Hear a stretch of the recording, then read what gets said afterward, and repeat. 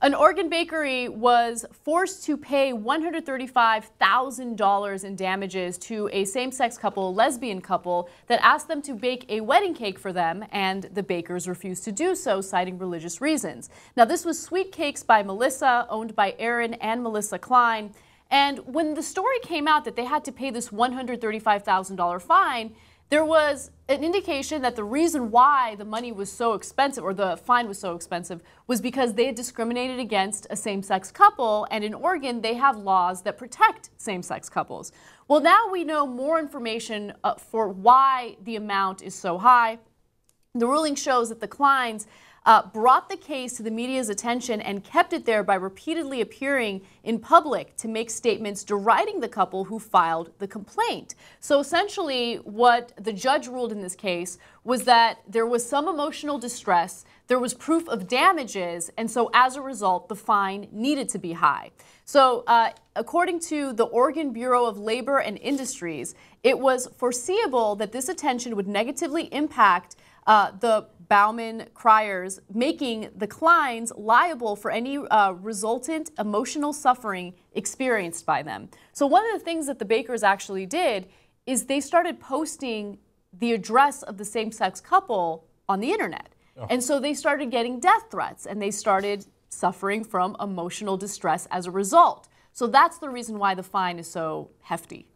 So we ought to know better. So we ran the story now based on the national press, and everybody was reporting that it was the $135,000 was based on the fact that they violated their rights. Okay. Now it turns out that it was conservatives who put that out there, saying things like it's because of the persecution of Christians, and they called it, to quote, the gay fascism tax.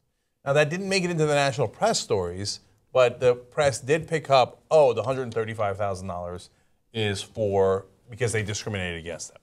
Now, it turns out that when other people dug in a little bit more, they found out, oh, no, it's because they caused emotional distress because when they outed them, and ironic, and they put out their address, they started getting death threats.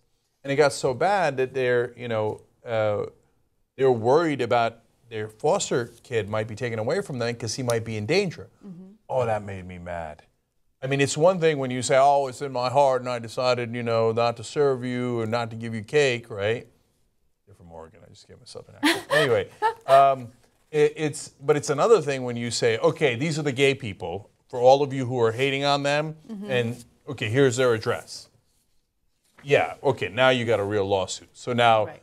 Given those facts, is $135,000 too much? No. Exactly, yeah. So at first, when the story came out that the fine was that expensive, I thought, okay, well, this is basically a deterrent, so other businesses don't do the same thing. But we had a debate about whether or not the deterrent needed to be as expensive as $135,000. But again, whenever there's a case involving damages, you have to prove the damages. And this couple successfully did that, and that's the reason why they got the money that they received, $135,000. Oh, if they took their kid away, I'd have been so mad. I mean, and then they turn around and pretend that they're the ones being persecuted. The Kleins talk about the persecution of Christians. Well, no, but wait a minute. You outed the gay couple. You gave their address. They're the ones getting death threats. They're the ones that might have consequences in their lives. Where's your persecution? Like, you had to bake them a fucking cake?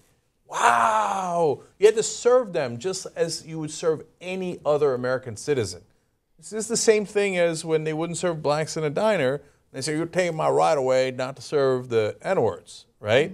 But you don't have that right. You have to serve them like any other American citizen. So, wow, you had to bake people a cake. And then the things that they have to go through, and then you complain about how you're persecuted. God, the right wing loves to cry. That's their favorite activity. They cry and cry. We were in charge forever, and we got used to roll over people and spit on them and rule over them. And now I don't get to hate them like I used to. Now I got to follow the law and treat everybody equally. And what I'm curious about is whether or not this sets any precedent when it comes to inciting violence online by posting people's personal information. Because that stuff happens all the time. That's interesting. And I don't think that that deserves only a fine. I think that that's criminal behavior. I think that if you're inciting violence, you should face criminal prosecution for it, right? If you are putting someone's personal information online with the intent of terrorizing them like that, you should face criminal charges. It's that simple. And you see it all the time.